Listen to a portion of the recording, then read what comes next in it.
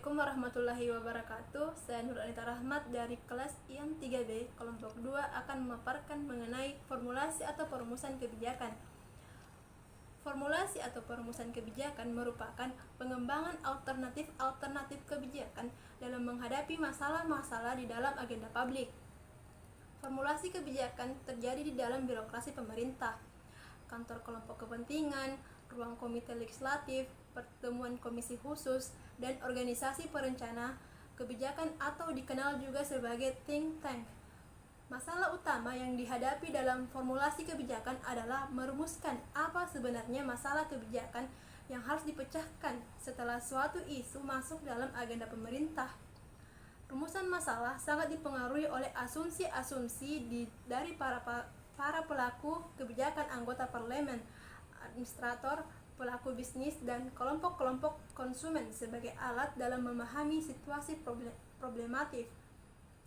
Jadi, proses perumusan kebijakan atau public policy formulation dapat dipahami sebagai proses pembuatan suatu kebijakan publik, yakni proses transformasi atau pengubahan input menjadi output. Adapun rumusan masalahnya, yang pertama, bagaimana model-model perumusan kebijakan.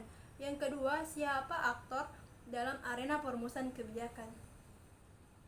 Model formulasi kebijakan dibagi menjadi beberapa. Yang pertama ada yang namanya model elit massa, yang kedua model institusional, yang ketiga model kelompok, yang keempat model sistem politik, yang kelima model rasional kompresif, yang keenam model inkremental, dan yang terakhir model mixed scanning.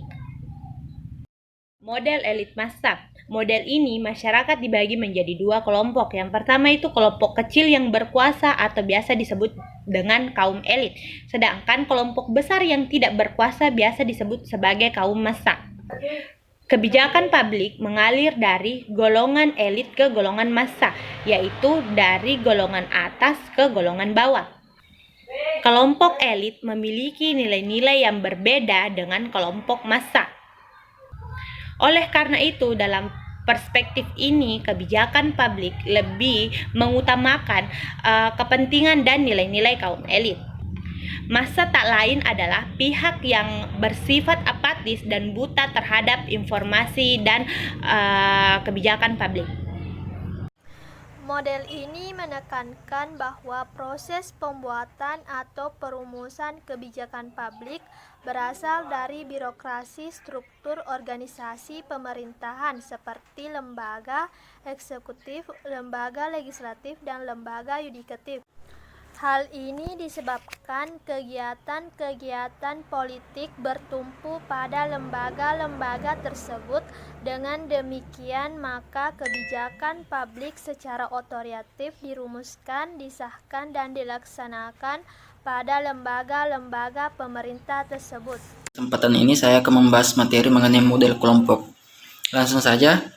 Perspektif dalam model ini merupakan kebijakan publik yang dibuat oleh sekelompok-kelompok orang tertentu yang ada dalam sebuah kelompok masyarakat. Dalam hal ini, individu-individu yang ada di dalamnya yang mempunyai kepentingan yang sama saling mengingatkan diri satu sama lain, baik secara formal maupun informal, ke dalam sebuah kelompok-kelompok kepentingan, atau dengan kata lain yaitu interest groups. Sehingga dia dapat mengajukan atau memaksakan kepentingan-kepentingannya kepada pemerintah. Selanjutnya, maka dari itu kelompok-kelompok yang tadi ini sudah memiliki sebuah kekuatan atau daya tekan, dengan kata lain yaitu pressure groups, ke dalam sebuah kelompok kepentingan. Hal ini, perumusan kebijakan publik merupakan hasil perimbangan kepentingan antar kelompok-kelompok kepentingan. Sekian. Model sistem politik ini diangkat dari uraian sarjana politik David Easton dalam bukunya The Political System. Model ini didasarkan pada konsep-konsep teori informasi seperti input, output, dan feedback, dan memandang kebijakan politik sebagai respon suatu sistem politik terhadap kekuatan-kekuatan lingkungan, yaitu sosial, politik, ekonomi, kebudayaan, geografis, dan sebagainya yang ada di sekitarnya. Dengan demikian, kebijakan politik dipandang oleh model ini sebagai hasil output dari sistem politik. Pemilihan tujuan atau saran dan analisis tindakan kebijakan yang diperlukan untuk mencapai dipandang sebagai hal yang saling terkait sebagai suatu hal yang terpisah. Membuat kebijakan dianggap mempertimbangkan beberapa alternatif. Alternatif ini yang langsung berhubungan dengan pokok masalah, dan alternatif-alternatif ini hanya dipandang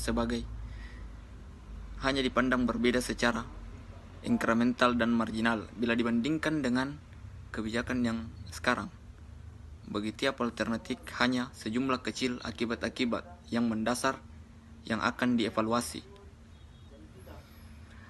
Masalah yang dihadapi oleh politisi makar akan didefinisikan secara teratur.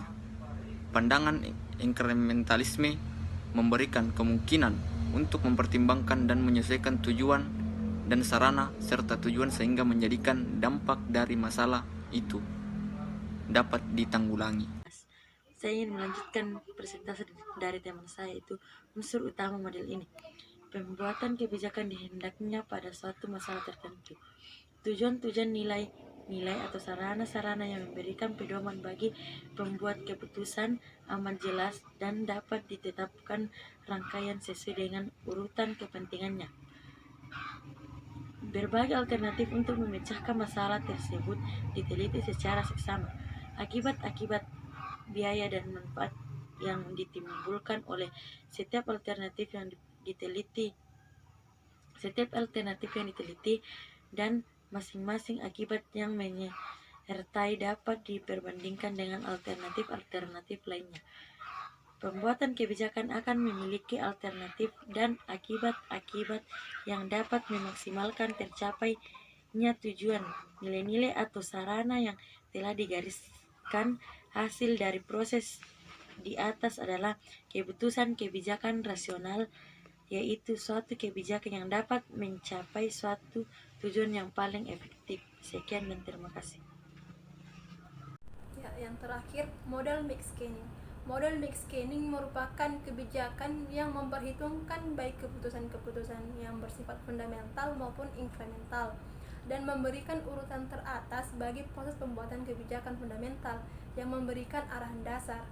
Pandangan ini menyatakan bahwa tidak ada kebijakan atau cara pemecahan masalah yang tepat bagi setiap masalah. Pembuatan keputusan yang inkremental pada hakikatnya bersifat perbaikan-perbaikan kecil, dan hal ini lebih diarahkan untuk memperbaiki ketidaksempurnaan dari upaya-upaya konkret dalam mengatasi masalah sosial yang ada sekarang, daripada sebagai upaya untuk menyodorkan tujuan-tujuan sosial yang sama sekali baru di masa yang akan datang. Aktor formulasi kebijakan terbagi menjadi dua, yaitu aktor incident government dan aktor outset government.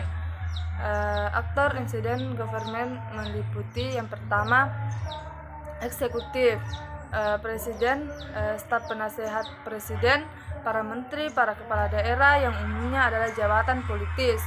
Yang kedua, anggota-anggota dari badan perwakilan rakyat atau lembaga legislatif. Yang ketiga, badan dan orang-orang yudikatif secara parsial. Yang keempat, birokrasi. Bagian B, aktor outset government.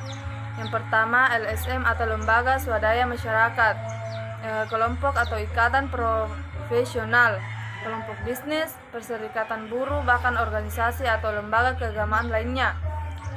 Yang kedua, akademisi, penelitian, dan konsultan, pihak swasta atau perusahaan, memberikan layanan sesuai permintaan pemerintah.